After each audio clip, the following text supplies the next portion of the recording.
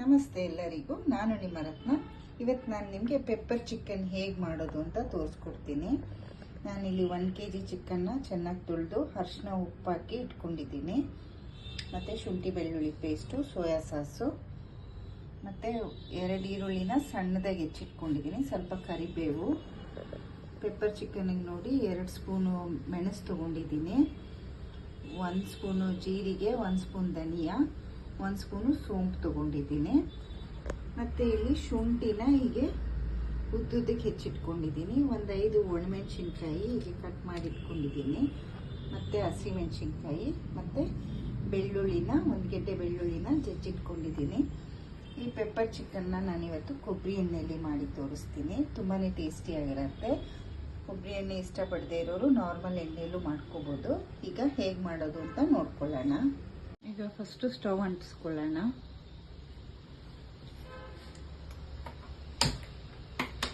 ಇದು ಬಾಣಲಿ ಬಿಸಿ ಆದಮೇಲೆ ಎಣ್ಣೆ ಹಾಕ್ಕೊಳ್ಳೋಣ. ಈಗ ನಾನು ಕೊಬ್ಬರಿ ಎಣ್ಣೆ ಹಾಕ್ಕೊಳ್ತಾ ಇದ್ದೀನಿ. ಕೊಬ್ಬರಿ ಎಣ್ಣೆ ಬೇಡ ಅನ್ನೋರು ಬೇರೆ ಎಣ್ಣೆ ಹಾಕ್ಕೋಬೋದು, ಬಟ್ ಕೊಬ್ಬರಿ ಎಣ್ಣೆಯಲ್ಲಿ ಟೇಸ್ಟಿಯಾಗಿರೋದು, ಒಂದ್ಸಲ ಟ್ರೈ ಮಾಡಿ.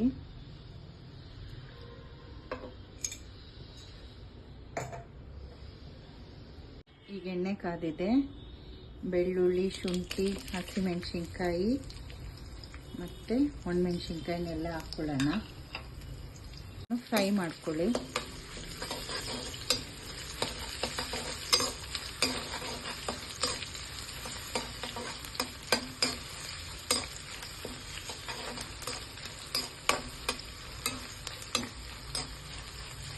ನಾನು 1.5 ಸ್ಪೂನಷ್ಟು ಶುಂಠಿ ಬೆಳ್ಳುಳ್ಳಿ ಪೇಸ್ಟ್ ಹಾಕ್ಕೊಂಡಿದ್ದೀನಿ.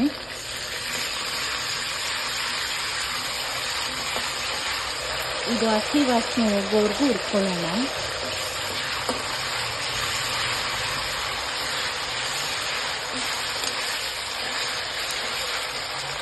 ಈರುಳ್ಳಿ ಹಾಕ್ಕೊಳ್ಳಿ.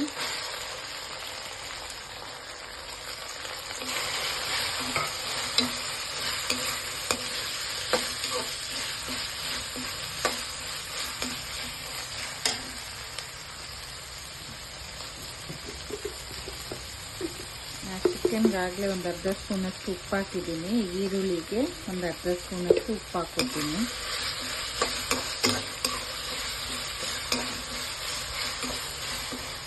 ಈರುಳ್ಳಿ ಸ್ವಲ್ಪ ಚೆನ್ನಾಗಿ ಫ್ರೈ ಆಗಲಿ. ಫ್ರೈ ಆಗುವಷ್ಟರಲ್ಲಿ ನಾವಿದನ್ನು ಡ್ರೈ ರೋಸ್ಟ್ ಮಾಡಿಕೊಂಡು ಪೌಡ್ರ್ ಮಾಡ್ಕೊಳ್ಳೋಣ. ಪೌಡ್ರನ್ನು ನಾವು ತುಂಬ ನುಣ್ಣಗೆ ಮಾಡ್ಕೋಬಾರ್ದು, ತರಿಯಾಗಿ ಮಾಡ್ಕೋಬೇಕು. ನೋಡಿ, ಈ ರೀತಿ ಡ್ರೈ ರೋಸ್ಟ್ ಮಾಡ್ಕೊಳ್ಳಿ. ಈಗ ಇದನ್ನು ತರಿಯಾಗಿ ಪೌಡ್ರ್ ಮಾಡ್ಕೊಳ್ಳೋಣ. ಈಗ ಈರುಳ್ಳಿ ಚೆನ್ನಾಗಿ ಫ್ರೈ ಆಗಿದೆ. ಈಗ ಈ ಚಿಕನ್ ಹಾಕ್ಕೊಳ್ಳೋಣ.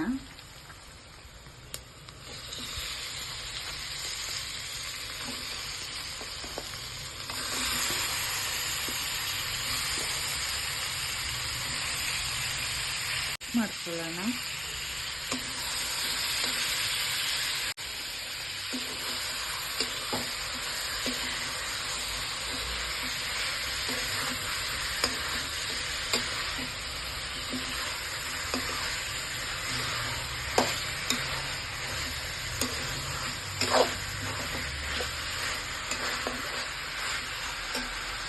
ನೋಡಿ, ಹೀಗೆ ಪಿಂಕ್ ಥರ ಇದೆಯಲ್ಲ, ಇದೆಲ್ಲ ಸ್ವಲ್ಪ ಕುಕ್ ಆಗಬೇಕು.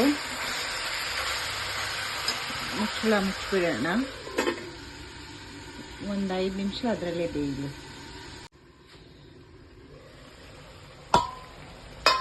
ಈಗ ನೋಡಿ, ಆ ಪಿಂಕಿಶ್ ಎಲ್ಲ ಹೋಗಿದೆ, ಹಿಂಗೆ ವೈಟ್ ಆಗಿದೆ.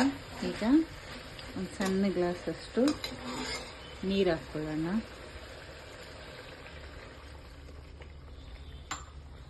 ಈಗ ಚಿಕನ್ ಕುಕ್ ಆಗಲಿ ಇನ್ನೂ 5 ನಿಮಿಷ.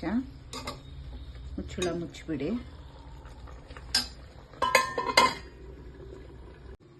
ಈಗ ತೆಗೆದು ನೋಡೋಣ. ನೋಡಿ, ಸ್ವಲ್ಪ ಸಾಫ್ಟ್ ಆಗಿದೆ ಚಿಕನ್ನು.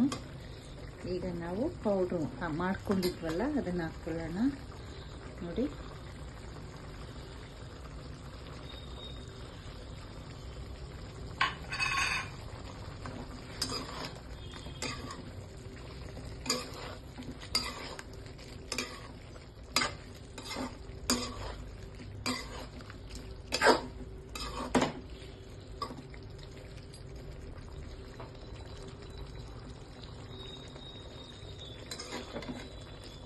ಇನ್ನೊಂದಿದು 5 ಮಿನಿಟ್ಸು ಈ ಪೆಪ್ಪರ್ ಪೌಡ್ರ್ಗಳ ಜೊತೆ ಕುಕ್ ಆಗಲಿ.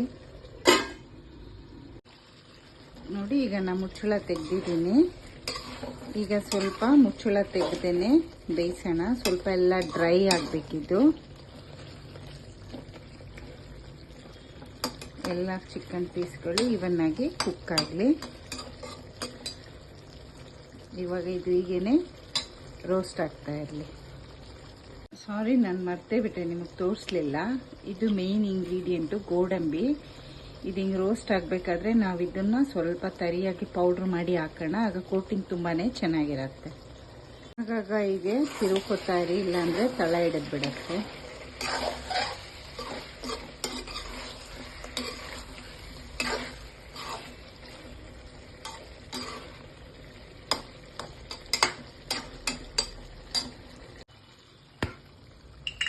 ಈಗ ಸ್ವಲ್ಪ ಸೋಯಾ ಸಾಸ್ ಹಾಕ್ಕೊಳ್ಳೋಣ.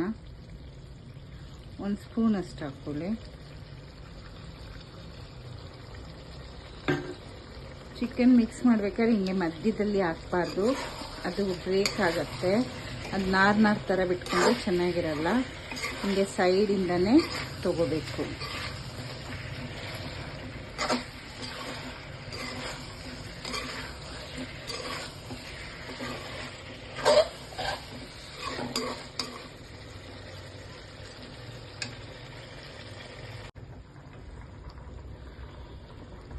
ನೋಡಿ ಎಷ್ಟು ಚೆನ್ನಾಗೀಗ ಡ್ರೈ ಆಗಿದೆ. ಇನ್ನೂ ಡ್ರೈ ಬೇಕು ಅಂದರೆ ಇನ್ನೂ ಸ್ವಲ್ಪ ಹೊತ್ತು ಹೀಗೇ ಕುಕ್ ಮಾಡ್ಬೋದು. ಈಗ ನಾನು ಗೋಡಂಬಿ ಪೌಡ್ರ್ ಮಾಡ್ಕೊಂಡಿದ್ದೀನಿ, ಹಾಕ್ಬಿಡ್ತೀನಿ. ಚೆನ್ನಾಗಿ ಮಿಕ್ಸ್ ಮಾಡ್ಕೊಳ್ಳೋಣ.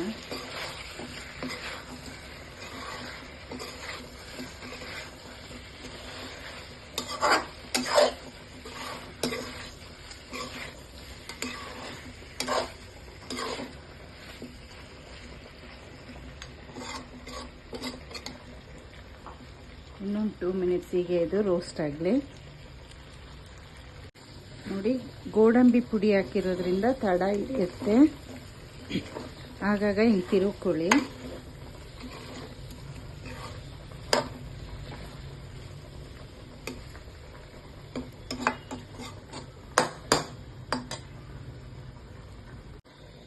ನೋಡಿ ಹಿಂಗೆ ಎಣ್ಣೆ ಎಲ್ಲ ಬಿಟ್ಕೊಂಡಾಗ ಚಿಕನ್ ರೆಡಿ ಇದೆ ಅಂತ. ಈಗ ಪೆಪ್ಪರ್ ಚಿಕನ್ ರೆಡಿ. ತುಂಬಾ ಟೇಸ್ಟಿಯಾಗಿರುತ್ತೆ. ಬೇಳೆ ಸಾರು, ರಸಮ್ ರೈಸ್ ಜೊತೆಗೆ ಸೈಡ್ ಡಿಶಲ್ಲಿ ಮಾಡ್ಕೋಬೋದು. ಈಗ ಕೊನೆಗೆ ಸ್ವಲ್ಪ ಕೊತ್ತಂಬರಿ ಸೊಪ್ಪು ಹಾಕ್ಬಿಡೋಣ. ನೀವು ಒಂದ್ಸಲ ಹೀಗೆ ಟ್ರೈ ಮಾಡಿ ನೋಡಿ, ಹೇಗೆ ಬಂತು ಅಂತ ತಿಳಿಸಿ. Thank you.